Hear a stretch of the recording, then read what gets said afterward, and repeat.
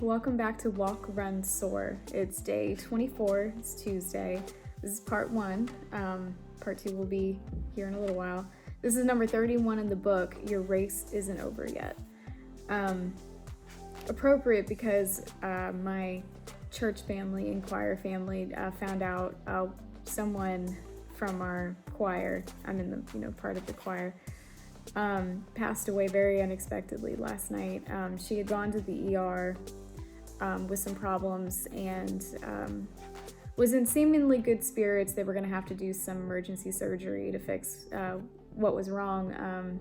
I don't know if she actually ever made it to surgery or if that's when she passed away, but far too young in my opinion, but it's not in our timing when these things happen.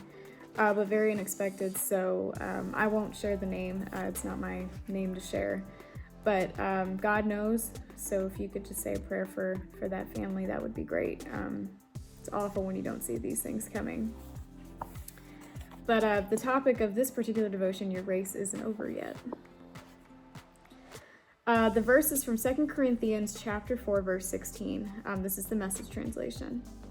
So we're not giving up. How could we? Even though on the outside it often looks like things are falling apart on us, on the inside, where God is making new life, not a day goes by without his unfolding grace. So our author talks about how when she was a little girl, her dad was her running buddy. I relate to this. My dad, has been running. Well, he walks now because he's been advised not to run just because of knees and things like that. But he ran, all growing up, I remember him running, and, he did a couple marathons and things like that. So, and I used to do those little kitty 1-miler things back in the day. But anyway, so her father helped her train for her first 10K, I believe, when she was 9 years old. But she talks about how her dad taught her, breathing and pacing and, how to just keep moving forward even when your body was kind of wanting you to quit. So she brings us back to the verse where Paul was telling those that he was writing to in that letter how we can be renewed daily in our spirits because of God's unfolding grace. And that enables us to keep going even when we feel tired, worn out, and old when it comes to living the Christian life. She talks about how she treasures those times running with her dad, that her dad is now 77 years old and that he'll still run 5Ks, 10Ks, in the occasional half, and that he also has run to raise money for Haiti, and that he's even made it to the podium a couple times in his 70-plus age group.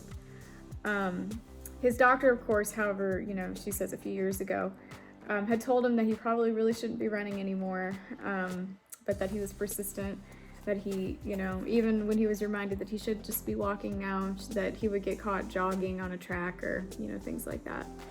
And she says that his perseverance, or perhaps persistence, is admirable.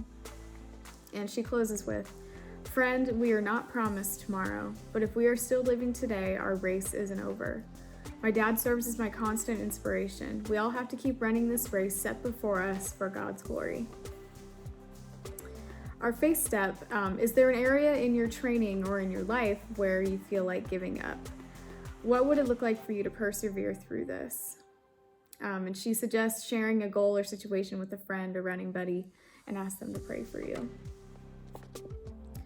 Our quote is from Usain Bolt, Jamaican world record holder in the 100-meter and 200-meter. I like this quote. It's a pretty good one. "Dreams are free, goals have a cost. While you can daydream for free, goals don't come without a price. Time, effort, sacrifice, and sweat. How will you pay for your goals?"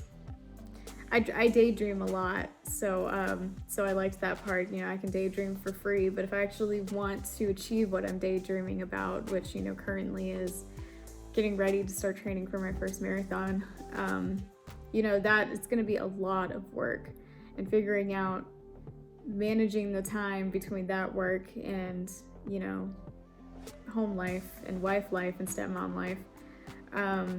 It's going to be interesting, but it's always worth it.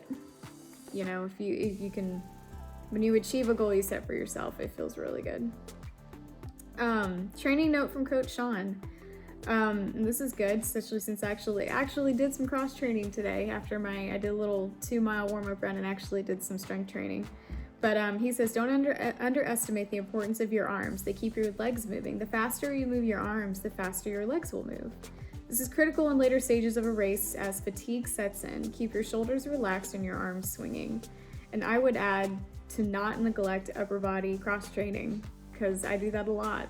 So, or I neglect it a lot, is what I'm saying.